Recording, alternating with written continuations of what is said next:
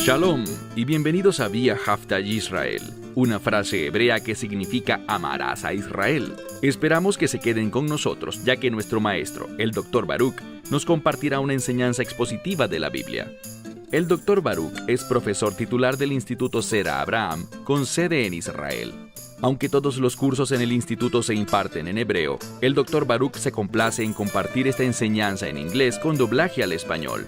Para más información, visítenos en amarasaisrael.org o descargue nuestra aplicación móvil Mi Estudio Bíblico. Aquí está Baruch y la lección de hoy. Frecuentemente la gente me dice, quiero vivir una vida que honre a Dios. Una con la que Él esté complacido, mostrando un testimonio digno de elogiar. Pero me cuesta mucho lograrlo. Y en cierta medida, todos podemos decir que nos sentimos identificados con eso. Entonces, ¿cuál es la solución para un creyente? Para alguien que ha recibido el Evangelio, que reconoce que este libro llamado la Biblia es la única y auténtica palabra de Dios, dada perfectamente a nosotros sin error. ¿Cómo podemos depender del Espíritu Santo para vivir una vida con la que Dios esté complacido? Bueno, un capítulo en la Biblia que es extremadamente práctico y poderoso para ayudarnos a vivir una vida no en pecado, sino en la rectitud y en la justicia de Dios, es el Salmo 19. Así que dicho esto, toma tu Biblia y ve conmigo al libro de los Salmos en el capítulo 19, donde vamos a encontrar un salmo muy poderoso que nos da verdad espiritual para vivir una vida agradable a Dios y para vencer las intenciones, los planes y los ataques del enemigo.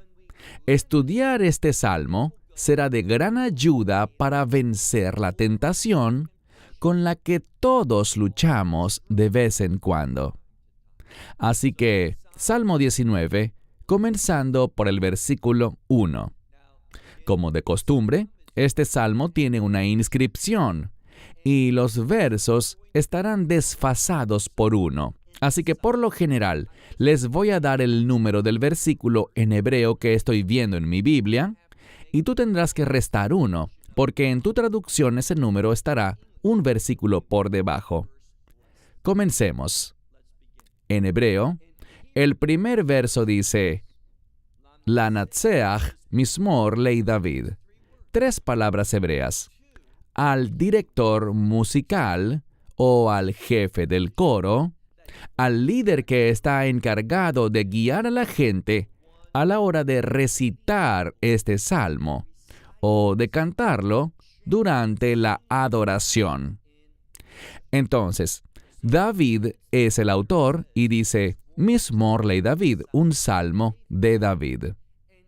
Él lo entrega al director musical para que pueda ser utilizado por otros en la adoración a Dios.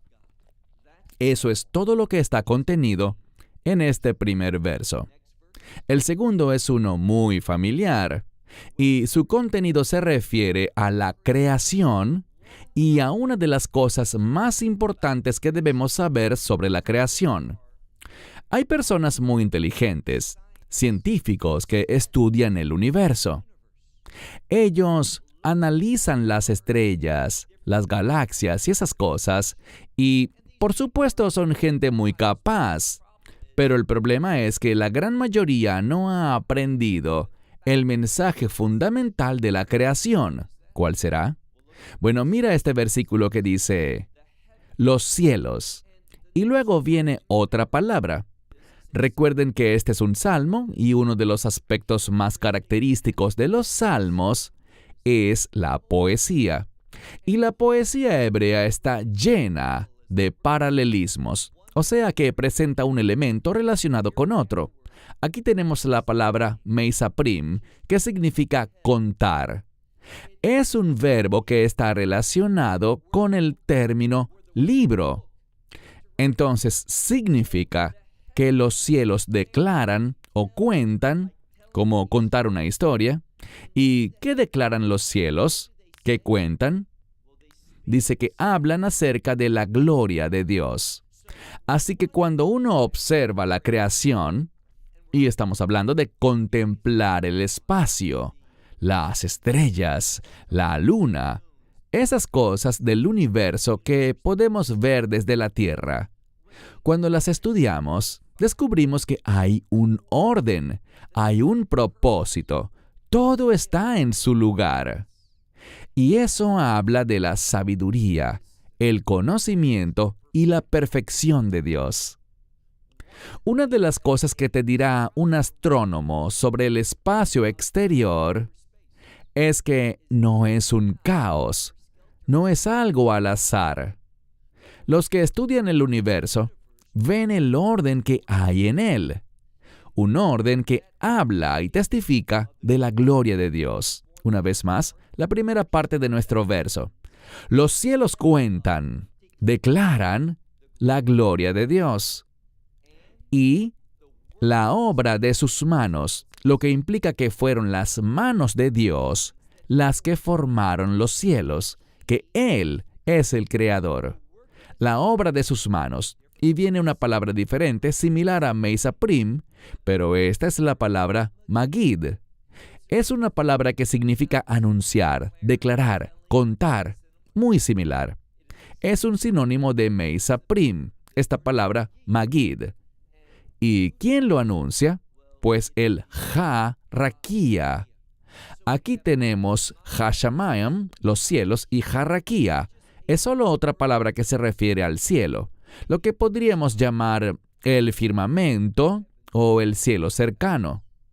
Entonces, de nuevo, cuando en la tierra nos ponemos de pie y prestamos atención a lo que vemos en los cielos, en el firmamento, vemos que nada está allí por azar. Hay un propósito, hay un orden. Y esto revela a un Dios que es majestuoso. Nos declara su gloria. Verso 3 en hebreo. Yom le yom. Algo consistente. Día a día. Se expresa y luego vemos una palabra para su hablar. Busca decirnos que la creación vino a existir por la palabra de Dios, porque Él habló. Igualmente, hay algo que no vemos aquí. Ciertos maestros falsos enseñan que Dios creó todo y se retiró.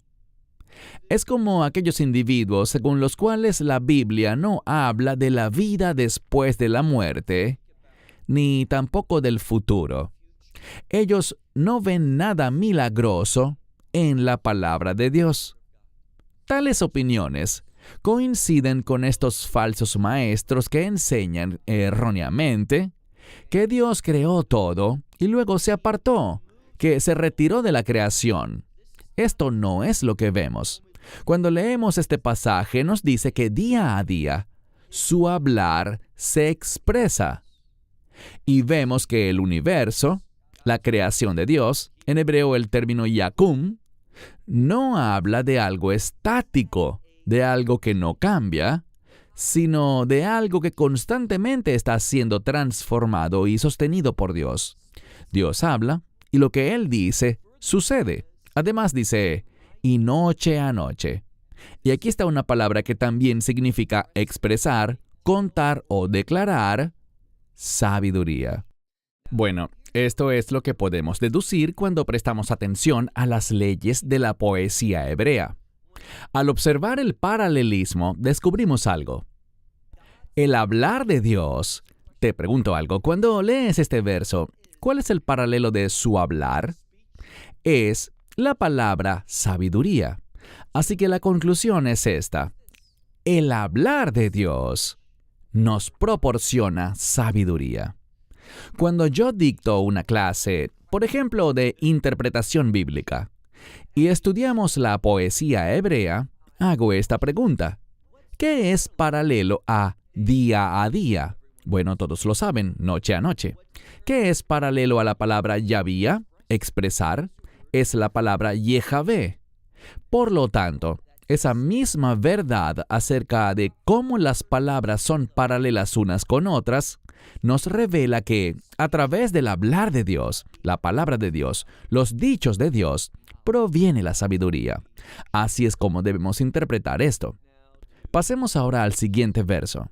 En Homer no hay discurso. Y de nuevo, el discurso de Dios. No hay discurso y no hay palabras.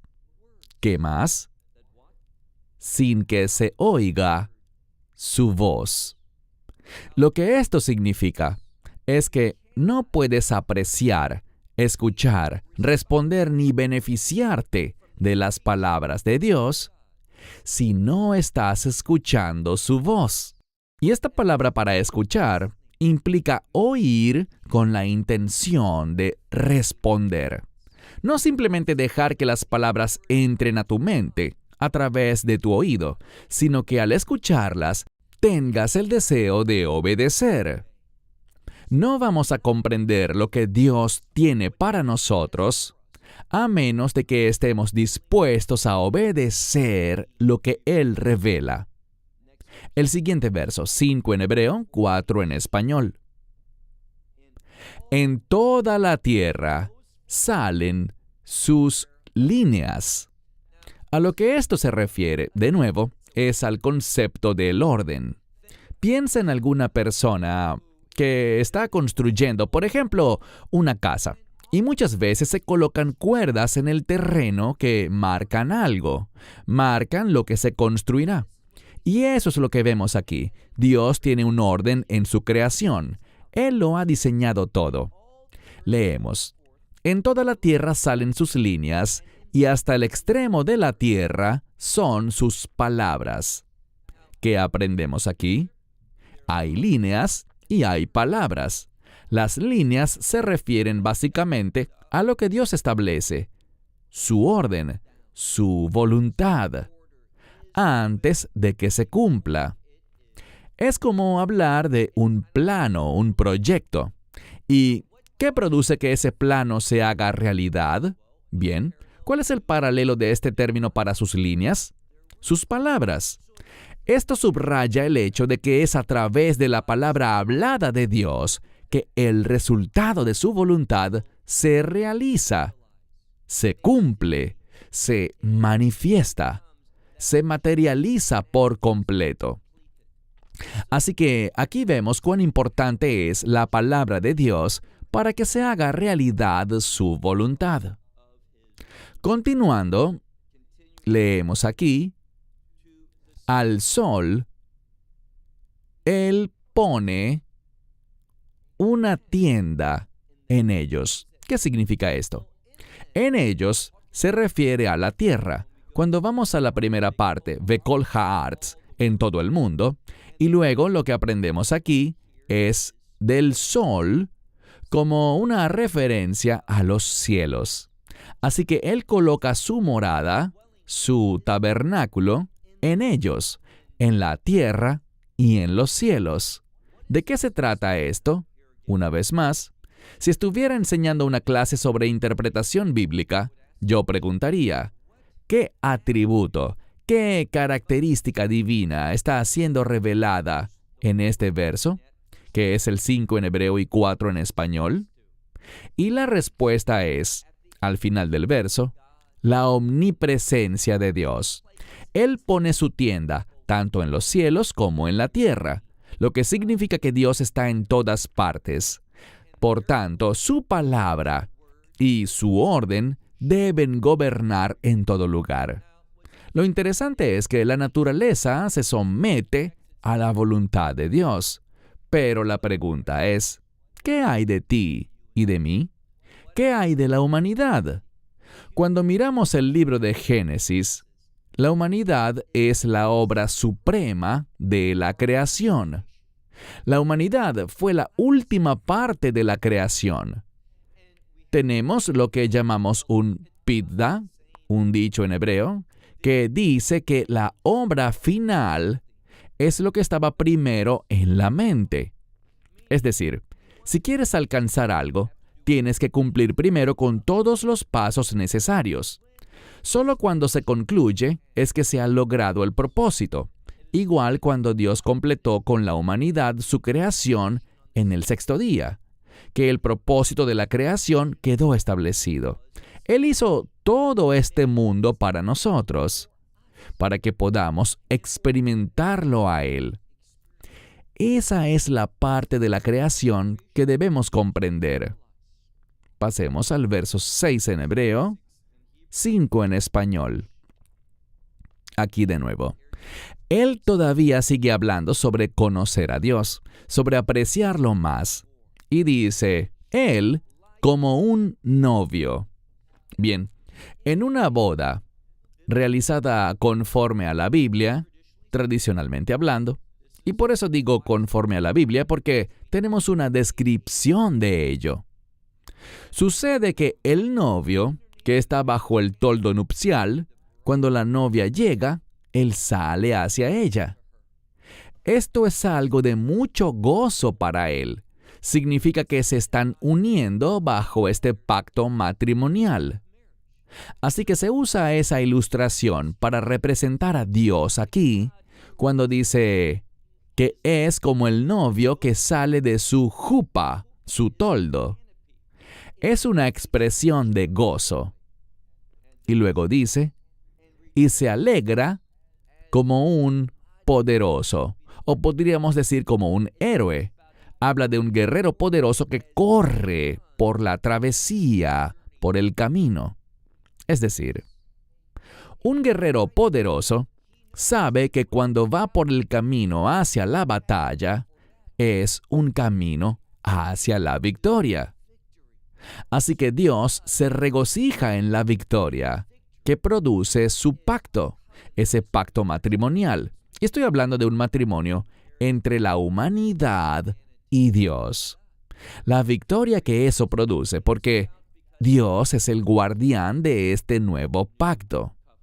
Verso 7 en hebreo, 6 en español. Miksei Hashemaim Motzao. Desde los extremos de los cielos es su salida. Esto simplemente habla del hecho de que Dios sale. Su origen va más allá de lo que podemos entender. Y ¿sabemos por qué? Porque así como Dios es omnipresente, Él está en todo lugar, el origen de Dios es eterno. Así que desde el extremo del cielo, si pudiésemos llegar allí, Dios aún estaría presente. Él es eterno. Entonces, desde el extremo de sus salidas y sus circuitos hasta el final. Aquí vuelve a hablar de que Dios, quien es eterno, también está en todas partes. Todo está bajo su dominio. En la Biblia, vemos que Dios no se ha desconectado de su creación, sino que está íntimamente involucrado en toda su creación. Por supuesto que Él trasciende la creación, pero a la vez está dentro de ella. Así que ambas cosas son verdaderas. Dios puede trascender su creación, pero también puede estar dentro de ella. Veamos ahora el final del verso 7 en hebreo. Verso 6 en español.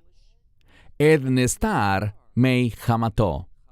No hay nada oculto, y algunas Biblias lo traducen como su terror o de su furia, pero es el término calor.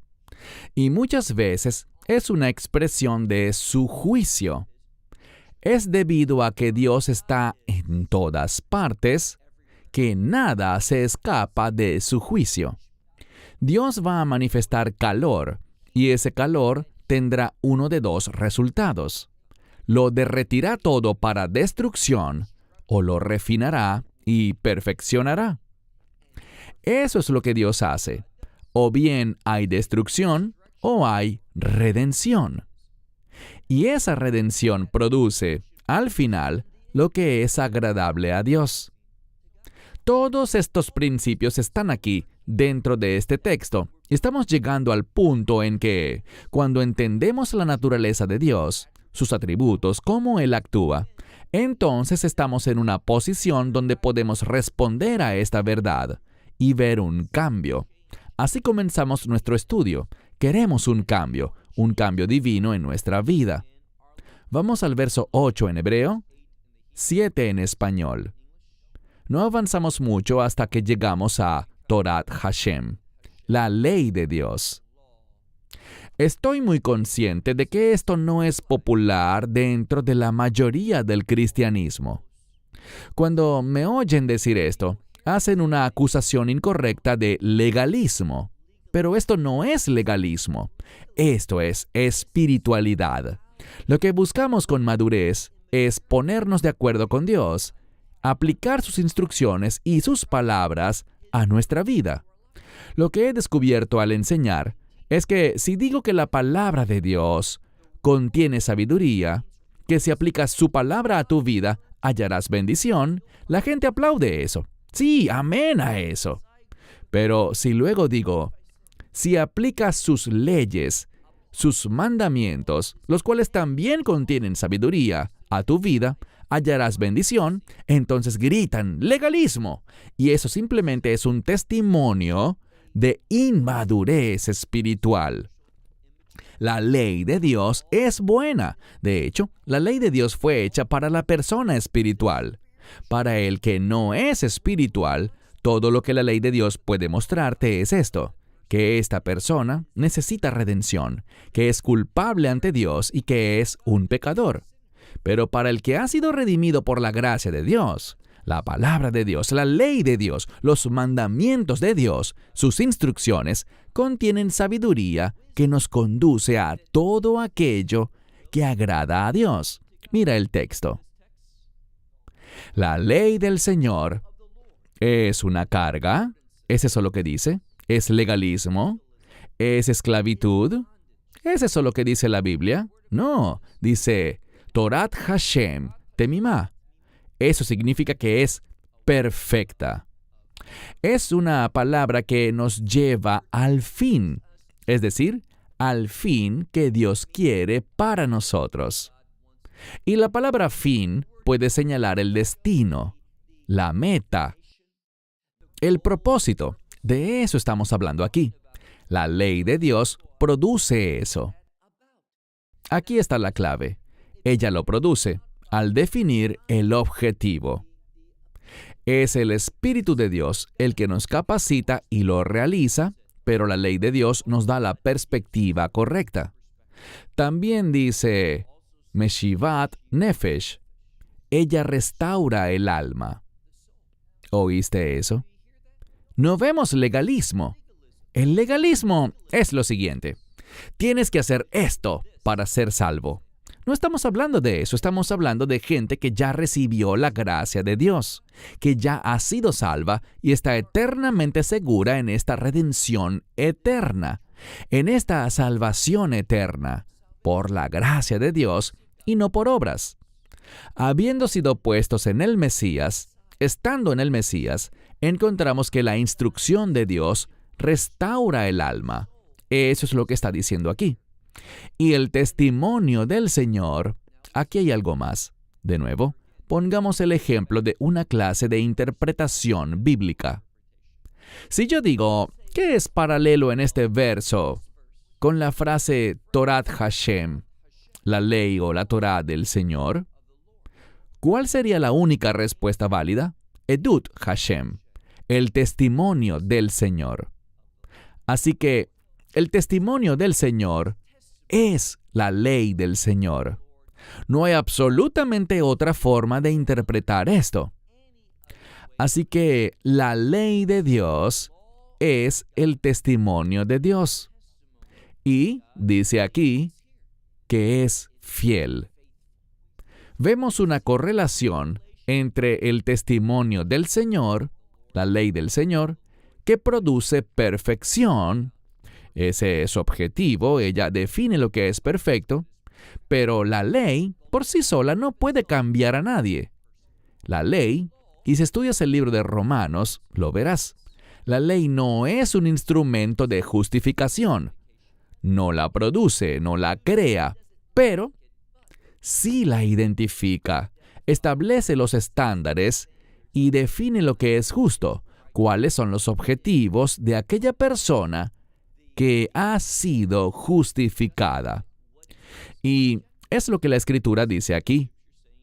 El testimonio del Señor es fiel. Y noten algo más. Hace sabio al sencillo. El sencillo es uno que fácilmente, y si haces un buen estudio de esta palabra, verás que es así. Este término para alguien sencillo se refiere al que cede fácilmente a la tentación.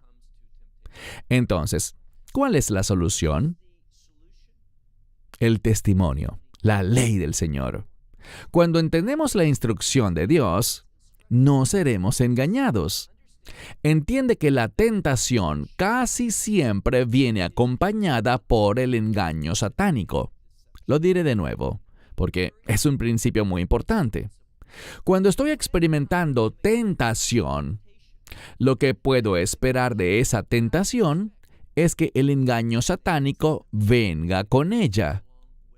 Y si no conozco el objetivo, los propósitos de Dios, si no sé qué es lo perfecto ante los ojos de Dios, el destino de un creyente, cómo debo vivir, cómo debo pensar, si no sé eso, entonces seré fácilmente engañado. Veamos el siguiente verso.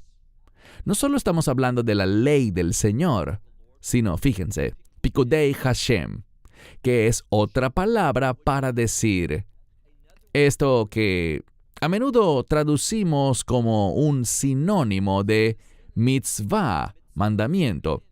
Así que Pikudim también significa mandamiento, pero con la implicación de un encargo, una orden de parte de Dios, o quizás una asignación que debes cumplir. Así que dice lo siguiente. Los encargos o las asignaciones o los mandamientos del Señor son, ¿qué? Bueno, aquí tenemos la palabra yisharim, que significa derechos o rectos. Aplicar estos mandamientos a nuestra vida nos lleva al camino recto, producen rectitud en nuestra vida. ¿Y cuál es el resultado de cuando camino en ese camino correcto? Cuando vivo rectamente delante de Dios, esto produce Mei Sanhei Leiv, hace feliz el corazón. Así que si quieres vivir con alegría y tener una vida llena de felicidad, entonces debes practicar los mandamientos de Dios. Así de simple, no para ganar la salvación, sino como ya eres salvo, para que puedas experimentar el gozo del Señor. Y luego, ¿cuál es el término que aparece como paralelo de Pikudei Hashem? Mitzvah Hashem. Muchos conocen esta palabra mitzvah, mandamiento. Así que los mandamientos del Señor, en la primera parte que ya leímos decía rectos o derechos. Ahora tenemos la palabra bará. Bará proviene de una raíz hebrea que se relaciona con la pureza. Y esta pureza contiene un sentido de pureza original. Ellos producen la pureza que Dios originalmente quiso que la humanidad manifestara. Es el estado de existencia correcto para la humanidad, como Dios creó al ser humano para que viviera. Y noten algo más, esa pureza hace algo. Hay un resultado. Meirat Enaim. Ilumina nuestros ojos. Nos da una perspectiva diferente.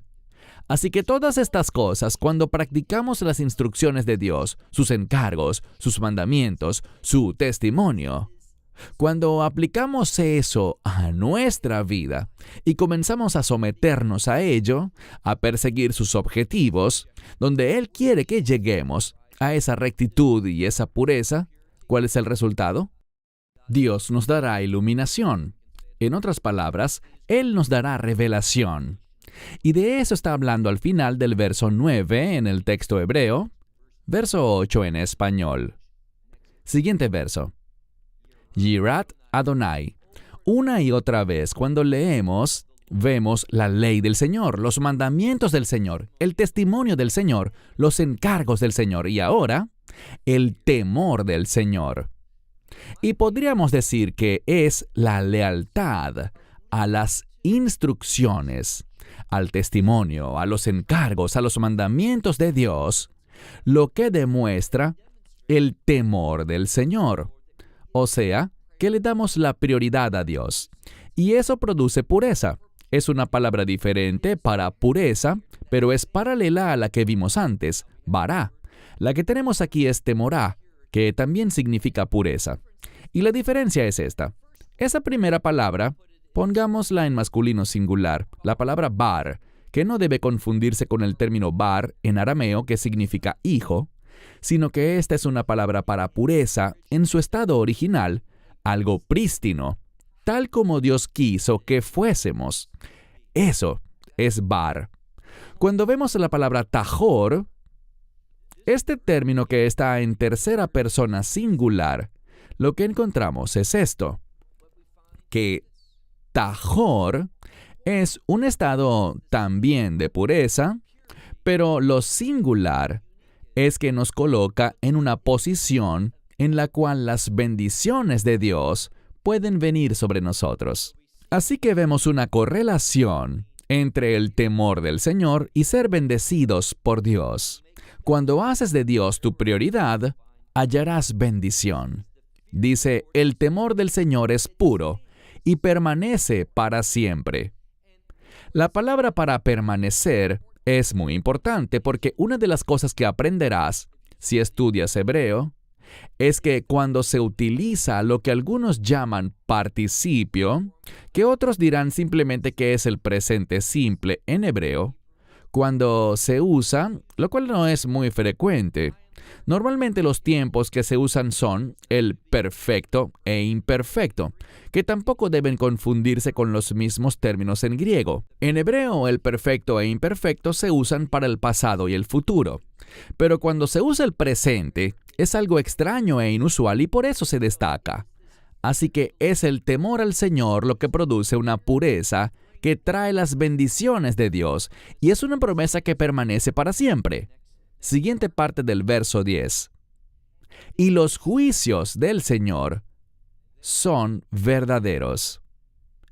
Ellos hacen justicia todos juntos. La palabra aquí para justicia es simplemente el estado del ser. Cuando aplicamos la verdad de Dios, sus juicios, sus decisiones, a cada situación, esa verdad produce justicia. Y la última parte del verso dice, Yafgaf, todos juntos. Este término significa sin excepción. La verdad de Dios es relevante, aplica para toda situación, en todo tiempo. Nunca es inaplicable. Nunca es algo que deba ser dejado de lado. La verdad de Dios es siempre relevante y adecuada para cada situación. Y cuando se utiliza, produce en conjunto justicia. Veamos ahora el verso 11 en hebreo, 10 en español. Sigue hablando de estas cosas. ¿Cuáles cosas? Todo lo que hemos mencionado, la ley del Señor, el testimonio del Señor, los encargos del Señor, los mandamientos del Señor, el temor del Señor y los juicios del Señor. Dice, Ha Nachmadim. Esto significa deseables. Debemos tener cuidado, porque normalmente cuando oímos la palabra codiciar, pensamos en algo negativo.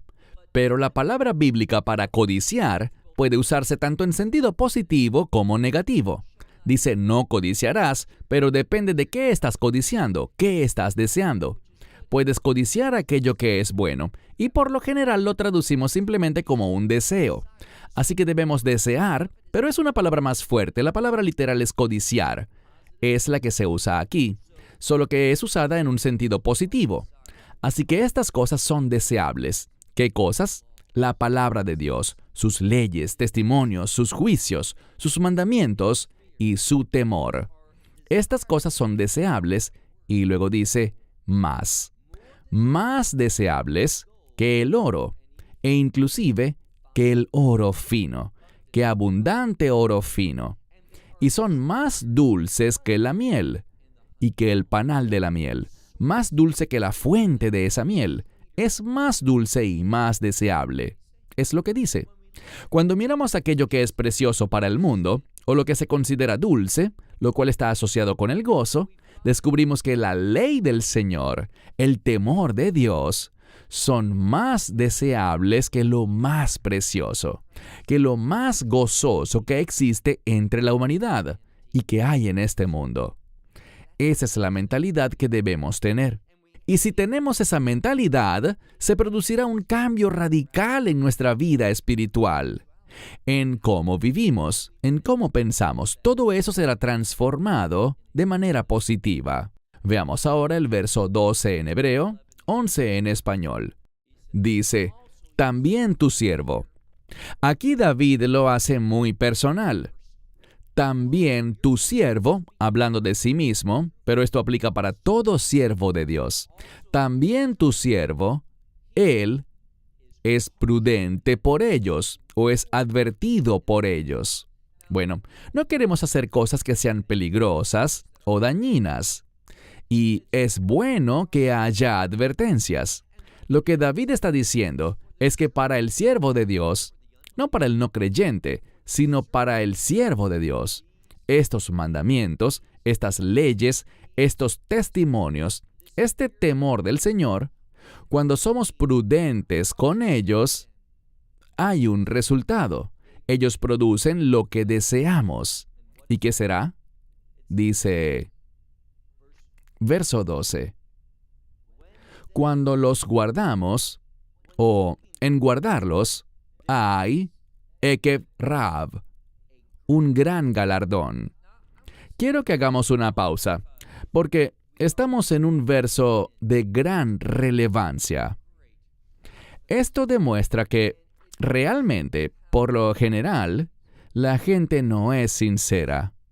Y esta falta de sinceridad muchas veces está basada en un antisemitismo espiritual. Les daré un ejemplo. Si acudes a la mayoría de las iglesias y preguntas el significado del nombre Jacob, te dirán que Jacob significa engañador. Usarán esa antigua palabra, suplantador, que significa usurpador, engañador o alguien falso. Pero aquí está el problema. Siempre digo que eso es una falsedad. No es verdad. Porque la palabra Jacob o Jacob significa uno que sigue, uno que va detrás o que persigue algo. Y la implicación es que persigue un galardón. Leamos el final de nuestro versículo. El verso 12 en el texto hebreo, 11 en español. Dice, y voy a leer todo el verso. También tu siervo es prudente en ellos, o es advertido por ellos, y cuando los guarda, Ekev Rav, hay una gran recompensa. Sé que tu Biblia, sin importar qué versión estés usando, traducirá esta palabra como recompensa o galardón. ¿Cómo lo sé? Porque revisé más de 30 traducciones en inglés. Más de 30. Y todas ellas, puedes buscar en internet y colocar este versículo. Todas las traducciones que encontrarás, todas ellas, colocan este término como galardón, recompensa o premio. ¿Y cuál es este galardón? Bueno, esta palabra para galardón es Ain Kuf Beit. Es la misma raíz de donde proviene el nombre Jacob. Así que pregunto algo. ¿Cómo pueden traducirla como recompensa? ¿Y qué significa? Es cuando trabajas, te esfuerzas, persigues algo y hay un resultado positivo. Es la misma palabra que puede traducirse como talón. Recuerden el ejemplo que les he dado. Jacob agarraba el talón de Esaú porque él quería la recompensa. ¿Y por qué? ¿Cuál es el mensaje? Bueno, en el judaísmo, Cuando sale el talón, cuando un niño nace, el derecho de primogenitura no se asigna hasta que el talón ha salido por completo. Así que el término talón, ekev, también puede significar recompensa, produce el resultado. Aquí lo han traducido maravillosamente. Mi pregunta es, los que creen que Jacob significa suplantador, engañador, alguien falso, antiético e inmoral, ¿cómo puede entonces esa misma palabra ser traducida como recompensa? No puede serlo, si significa engañador o usurpador. Pero la verdad es que no significa eso. Es una idea falsa, una definición errada que ha sido impuesta sobre Jacob. Y cualquiera que sepa hebreo y lo estudie seriamente, lo entenderá bien. Por eso este verso es tan importante. También tu siervo es advertido por ellos. Es prudente por la palabra de Dios, por los mandamientos de Dios, la instrucción de Dios. Y cuando los guarda, hay una gran recompensa. Ekev Rav. Verso 13. Aquí de nuevo, una porción muy práctica de la Escritura. Shgiot significa errores. Pero muchas veces cometemos errores que no son intencionales. Hicimos algo sin la intención de obrar mal, pero cometimos un error. Pero todo error espiritual, aunque haya sido sin intención, sigue siendo pecado, sigue siendo transgresión. Así que él dice, tales errores, ¿quién los entenderá? A veces simplemente nos decimos, ¿cómo hice eso? ¿Qué estaba pensando? ¿Cómo pude decir esto, hacer esto, comportarme así, tomar esta decisión? Simplemente no tiene explicación. Eso es lo que David está diciendo. Tales errores, ¿quién puede entenderlos? Y dice, de los que están ocultos, quizás cosas que hicimos que ni siquiera sabemos que estaban mal, dice, límpiame. David quiere quedar limpio de toda impureza, limpio de toda impiedad. También, mira el siguiente verso, también de, y esta palabra se usa en contraste a la palabra shgiot, ¿recuerdan? Acciones que están mal, pero fueron sin intención. Ahora en este verso, el verso 14 en hebreo y 13 en español, se habla de transgresiones con intención. Cuando uno se rebela, rechazando voluntariamente la instrucción de Dios y peca. ¿Qué dice David? Él dice, sálvame. Y esta no es la palabra para salvar, sino una palabra que significa retener o impedir. Así que detén o impide que tu siervo haga estas cosas, que son deliberadamente erróneas. ¿Por qué? Dice, para que ellas no gobiernen o tengan dominio sobre mí. Y cuando no tenemos este espíritu rebelde gobernando sobre nosotros, ¿qué seremos? Aquí dice, yo seré perfecto. Llegaré a la conducta, al comportamiento, a la mentalidad que Dios desea que tengan sus siervos. Y Dios quiere que toda la humanidad seamos sus siervos. Pocos lo logran, pero esa es la intención, ese es el estándar. Él dice, y seré limpio de abundante transgresión. Este es el mensaje. Tú vas a estar en una de dos situaciones. O estarás lleno de transgresiones, o tendrás una recompensa abundante, porque o bien Dios va a obrar en tu vida, o vas a ser rechazado por Él. Así que esfuérzate por ser una persona que pone en práctica estos principios, entendiendo los atributos de Dios, que Él es omnipresente, que lo sabe todo, que es todopoderoso, que aunque trasciende la creación, al mismo tiempo está dentro de ella, y que sus caminos son perfectos. Sus caminos restauran, nos dan entendimiento, nos traen iluminación. Ellos producen un resultado correcto en nuestra vida. Por esto dice, seré limpio de abundante transgresión. Último verso, 15 en hebreo, 14 en español. Algo que oímos con frecuencia. David dice, Ihiyu le ratzon imrei fi, que significa que las palabras de mi boca sean tu deleite. Aunque esta palabra por sí sola literalmente significa voluntad. Esto puede implicar una súplica, pero un buen amigo mío dice que a él no le gusta traducir el futuro como algo que puede ser, sino algo que será.